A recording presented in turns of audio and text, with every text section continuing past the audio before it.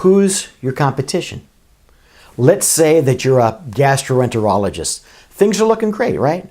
But don't you see who's breathing down your neck?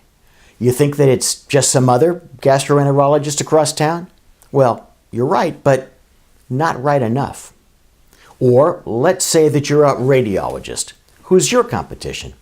You think it's a large national group? Well, you're right, but not right enough. Or let's say that you're the CEO of a hospital with 50 or 500 employed physicians. Who's your competition? The hospital 5 miles down the road? Well, again, you're right, but not right enough.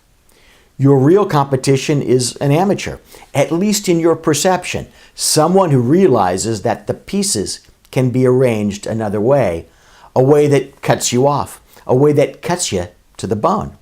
It's the primary care doc who realizes that if she and her colleagues link up, they can employ their own gastroenterologist.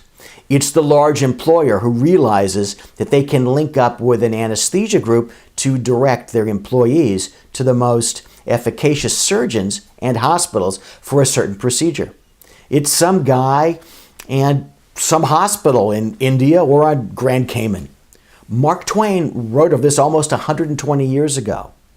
He said, "But don't you know there are some things that can beat smartness and foresight? Awkwardness and stupidity can.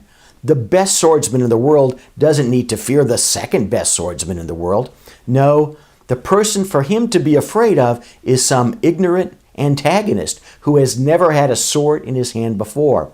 He doesn't do the thing he ought to do, and so the expert isn't prepared for him. He does the thing he ought not to do, and often it catches the expert out and ends him on the spot.